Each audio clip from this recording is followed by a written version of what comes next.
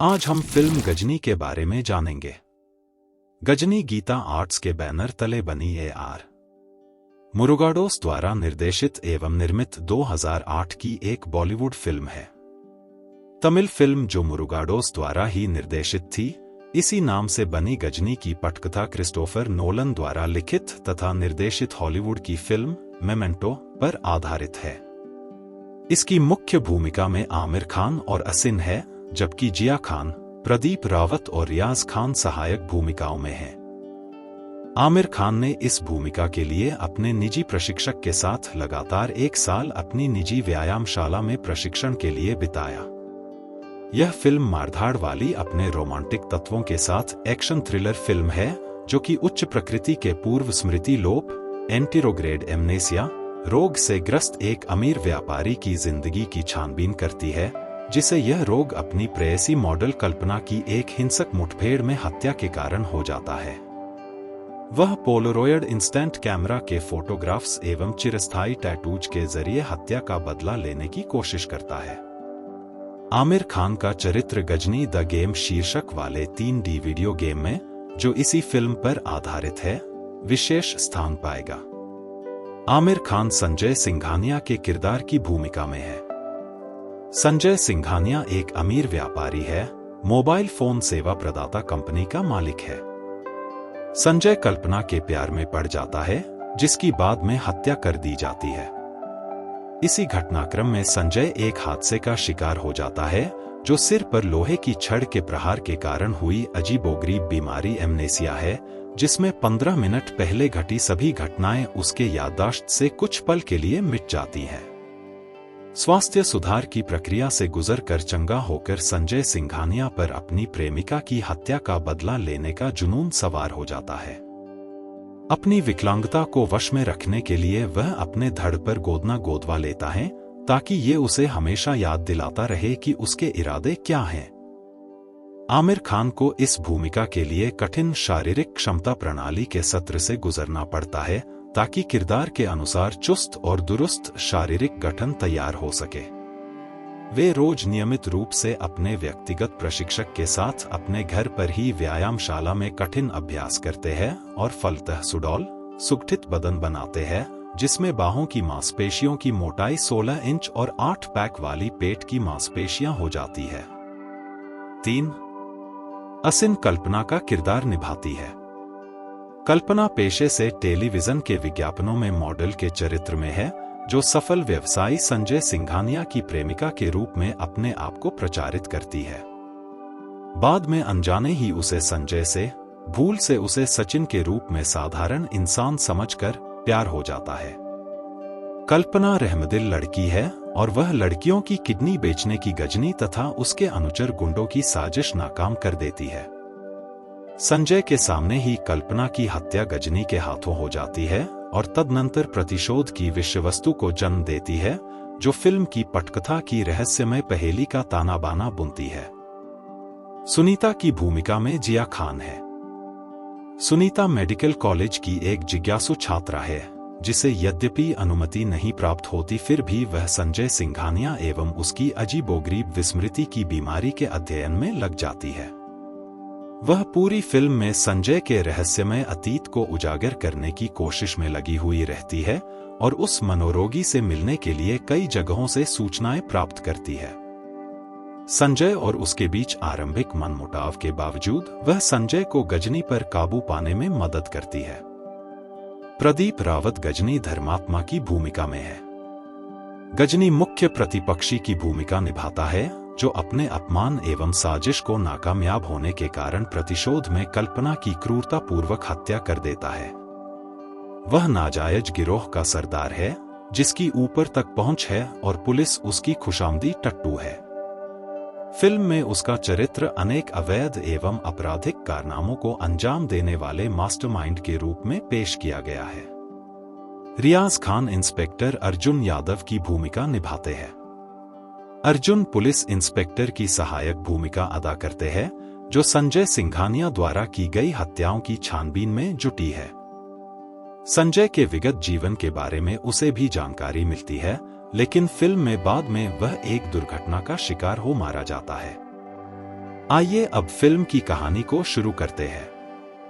कहानी की शुरुआत में इस फिल्म की कहानी मेडिकल छात्रा सुनीता और उसकी सहपाठी ने जो उसके साथ मानव मस्तिष्क की एक परियोजना पर काम कर रही हैं, से खुलती है। संजय सिंघानिया शहर के नामजद भूतपूर्व व्यापारी जो सूचनानुसार घटनोत्तर स्मृति लोप से पीड़ित हैं, की विलक्षण वस्तुस्थिति की जांच पड़ताल करना चाहती है। उसके प्रोफेसर संजय के अभिलेखन तक अभिगमन से अस्वीकार कर देते हैं, क्योंकि वर्तमान में उसके सारे आपराधिक तथ्यों की जांच जारी है। इसके बावजूद सुनीता इस जांच को खुद ही अंजाम देने का फैसला करती है। संजय को एक दूसरे व्यक्ति की क्रूरता से हत्या करता हुआ पेश किया जाता है। वह उस व्यक्ति की तस्वीर खींचता है और समय तथा तिथि के साथ निष्पादित की मुहर अपने नोट में लगा देता है। ऐसा दर्शाया गया है कि संजय को घटनोत्तर स्मृति लोप की एक अजीबोगरीब बीमारी है, जिसमें उसकी याददाश्त हर 15 मिनट के बाद मिट जाती है। संजय खींची गई तस्वीरें नोट कर लेना एवं बदन पर गुदवाए गोदने की पद्धतियों का प्रयोग हर 15 मिनट के चक्र के बाद अपनी याददाश्त को फिर से लौटने के लिए करता है। हर सुबह जब संजय शौचालय जाता है, वह वॉश बेसिन में नल की टोंटी के पास ही कमीज उतारो लिखा हुआ एक नोट देखता है। जैसे ही वह कमीज उतारता है, अपने चौड़े सीने पर गोदने की एक श्रृंखला देखता है। जब वह कल्पना की हत्या कर दी गई थी गुदा हुआ देखता है, तो एक सिरे से यह उद्घाटित हो जाता है कि संजय अंततः कल्पना की हत्या का बदला लेने के लिए प्रतिबद्ध है और इसीलिए वह परिकल्पित तरीके से एक एक कर उन लोगों को मार रहा है जो कल्पना की मौत के जिम्मेदार थे। लिखे हुए नोट्स और गुदे हुए गोदनों से यह साफ सबूत मिलता है कि उसका मुख्य निशाना गजनी है। आखिरकार यह भी साफ साफ जाहिर हो जाता है कि गजनी और कोई नहीं बल्कि शहर का एक प्रसिद्ध सामाजिक व्यक्तित्व है। मुंबई पुलिस निरीक्षक अर्जुन यादव सीरियल हत्याओं के संगीन मामले की छानबीन से जुड़े हैं। वह संजय का पता लगाते हुए उसे उसके फ्लैट में खोज निकालते हैं और उस पर हमला कर उसे अपाहिज कर देते हैं। अर्जुन यादव तस्वीरों और लिखित नोट्स के व्यापक सेट को देखकर हैरान हो जाते हैं। उन्हें ऐसी 2 डायरियां मिलती हैं जिनमें 2005 और 2006 की घटनाओं को क्रम से लिपिबद्ध किया गया है। जैसे ही इंस्पेक्टर यादव 2005 की डायरी पढ़ते हैं, फिल्म 2005 के पूर्व दृश्य में प्रवेश करती है। संजय सिंघानिया एक प्रतिष्ठित व्यापारी वंश का व्यक्ति है जो एयरवॉयस टेलीफोन कंपनी का मालिक है। विदेश में उसने अपनी शिक्षा दीक्षा समाप्त कर ली है और लौटकर अपने परिवार के व्यवसाय को संभाल लिया है। अपने कारोबार के दौरान संजय अपने कर्मचारियों को एक जुझारू अभिनेत्री मॉडल कल्पना से मिलने एवं उसके अपार्टमेंट के ऊपर एयरवॉयस का विशाल विज्ञापन बोर्ड बिल बोर्ड लगाने के बारे में बातचीत करने के लिए भेजता है। कल्पना की मॉडलिंग विज्ञापन कंपनी का मालिक इसे एक रोमांस का चक्कर समझने की भूल कर बैठता है और एयरवॉयस के विज्ञापन विमोचन अभियान के लाभप्रद पहलू एवं अन्य मुनाफों के मद्देनजर कल्पना को यह प्रस्ताव मंजूर कर लेने को प्रोत्साहित करता है। वह प्रमुख मॉडल के रूप में उसकी पदोन्नति कर देता है। कल्पना आमतौर पर प्यारी और रहमदिल है। वह इसे बतौर एक मासूम शरारत करने के लिए स्वीकार कर लेती है ताकि उसे बेहतर मॉडलिंग के काम मिल सकें और इस प्रकार संजय के गर्लफ्रेंड के रूप में पहेलियों से भरा नाटकीय खेल शुरू करती है। आखिरकार संजय कल्पना से मिलता है, लेकिन वह उससे कहता है कि वह सचिन है और नई जिंदगी की तलाश में छोटे कस्बे से निकलकर बड़े शहर में आया एक अदना इंसान है। कल्पना उसे मॉडलिंग के छोटे मोटे काम दिलाती है। धीरे धीरे वह उसके सम्मोहन में उसकी ओर खींची चली जाती है और सचिन भी उसकी सौम्यता, सादगी और करुणा में बह जाता है। वह कई मौकों पर गौर करता है कि वह लाचारों और बेसहारा गरीबों की मदद करने को हमेशा तैयार रहती है। उन्हें एक दूसरे से प्यार हो जाता है और संजय को अंततः उससे शादी का प्रस्ताव पेश करने की हिम्मत हो जाती है। वह उसके प्रस्ताव पर विचार करने के लिए कुछ समय मांगती है। संजय स्थिर करता है कि अगर वह उसके प्रस्ताव को स्वीकार कर लेती है तो वह अपनी असली पहचान उसके सामने उजागर कर देगा, और अगर वह अस्वीकार करती है तो वह चुपचाप बिना कोई हानि पहुंचाए वापस लौट जाएगा। फिल्म की कहानी फिर वर्तमान में लौट जाती है जब यादव 2006 की डायरी पढ़ने लगता है। संजय अचानक आ जाता है, यादव पर हमला कर देता है और उसे बांध देता है। वह गजनी को एक कॉलेज के समारोह में खोज निकालता है जहां वह सम्माननीय प्रधान अतिथि है। संजय गजनी के कुछ छाया चित्र लेता है और उसे जान से मार डालने का फैसला करता है, यद्यपि वह यह नहीं जानता कि आखिर क्यों। उसी समारोह में उसकी मुलाकात सुनीता से हो जाती है। वह भी उसके फाइल पर लगे कवर से उसे पहचान लेती है और उससे दोस्ती करने का इरादा करती है। बाद में उसी शाम संजय गजनी के एक गुंडे को पार्किंग क्षेत्र में मार गिराता है। वह गजनी के आने का इंतजार करने लगता है, लेकिन अंत में उस पर फिर कभी किसी और मौके पर आखिरी हमला करने का फैसला करता है। मरता हुआ घायल गुंडा गजनी को 2 साल पहले घटी एक घटना की याद दिलाता है जिसमें कल्पना की हत्या कर दी गई थी और संजय आहत होकर एक मरीज बन गया था। गजनी असमंजस में पड़ जाता है और कुछ भी याद कर पाने में नाकाम हो जाता है। इस बीच सुनीता संजय के फ्लैट में आती है और यादव को पीटकर बंधा हुआ पड़ा पाती है।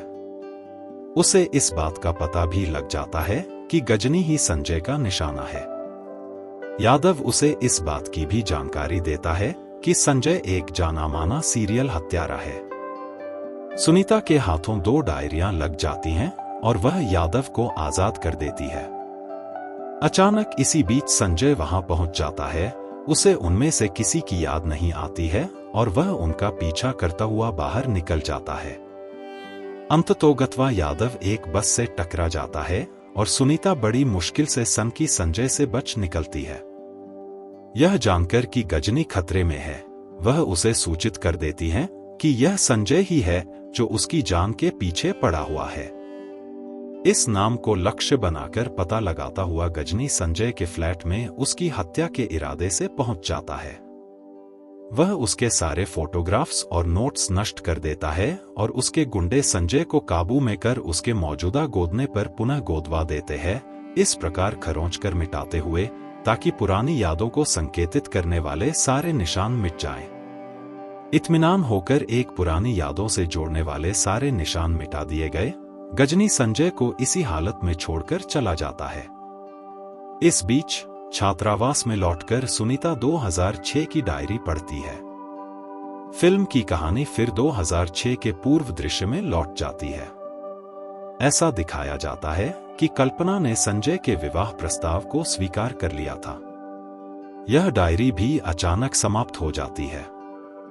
सुनीता और आगे छानबीन कर पता लगाती है और यह खोज निकालती है कि 2006 में किसी पड़ाव पर कल्पना अनजाने में अनचाहे ही वेश्यावृत्ति करवाने वालों के बुरे जाल में उलझ गई थी।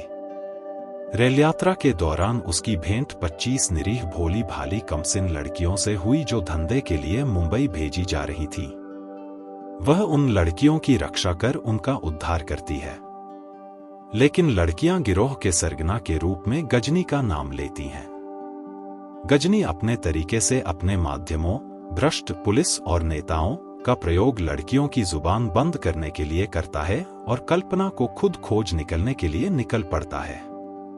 गजनी और उसके गुंडे तोड़फोड़ करते हुए कल्पना के अपार्टमेंट में घुस जाते हैं और उसके लौट आने की प्रतीक्षा करते हैं, जबकि कल्पना अंदर ही मिल जाती है। संयोगवश संजय वहां कल्पना से मिलने पहुंच गया। कल्पना का अंतिम उच्चारित शब्द था गजनी। गुंडों ने कल्पना पर हमला कर दिया। संजय हस्तक्षेप करने ही वाला था कि अचानक गजनी ने लोहे की छड़ से उसके सिर पर आघात कर दिया। संजय की आंखों के सामने अंतिम दृश्य कौंध जाता है कि गजनी के लोहे की छड़ के क्रूर प्रहार से ही कल्पना की हत्या हुई थी। सुनीता को अब सदमा वाली सच्चाई का पता चल जाता है। वह संजय से मुलाकात करती है और उसे बताती है कि सच क्या है। गुस्से से बेकाबू होकर वह जीजान से गजनी का पीछा करता है। मुंबई में गजनी की मांद में पहुंचकर संजय गजनी के सभी अनुचर गुर्गों को एक एक कर बाकायदा सुनियोजित ढंग से क्रूरतापूर्वक मार डालता है और गजनी के पीछे पिल पड़ता है। दुर्दमय ढंग से खदेड़ता हुआ वह उसके पास पहुंचकर लड़ाई में भिड़ जाता है। वह गजनी को मारना ही चाहता है कि उसका स्मृति लोप चक्र फिर घूम जाता है और वह वर्तमान को भूल जाता है। गजनी मुड़ता है और छुरा भोंक देता है। वह संजय का मजाक उड़ाते हुए विभत्स घिनौनी कहानी सुनाता है कि उसने कैसे कल्पना की हत्या की थी। तभी अचानक अपनी ताकत का अंतिम उबाल पाकर संजय गजनी को काबू में कर लेता है। संजय गजनी को ठीक उसी तरह मारता है जिस तरह गजनी ने कल्पना की हत्या की थी। फिल्म अपनी समाप्ति की ओर बढ़ती है। संजय अभी भी अपनी स्मृतिलोप की बीमारी से ग्रसित एक अनाथालय में स्वयं सेवक के रूप में काम कर रहा है। सुनीता उसे एक छोटा सा उपहार देती है जो कि प्लास्टर के पट पर संजय और कल्पना के दबे कदमों के निशान हैं। जब उन दोनों ने एक नए अपार्टमेंट में प्रवेश किया था, कल्पना के साथ उसके अंतरंग साहचर्य की याद ताजा करने के लिए ही वह ऐसा करती है। फैसला दर्शकों पर छोड़ दिया जाता है कि क्या संजय की याददाश्त दोबारा वापस लौट आती है या नहीं। यद्यपि अंतिम दृश्य में वह अपनी पुरानी यादों में खोया हुआ है, इसलिए दावे के साथ यह कहा जा सकता है कि हाँ, लौट आती है। अब फिल्म समाप्त होता है।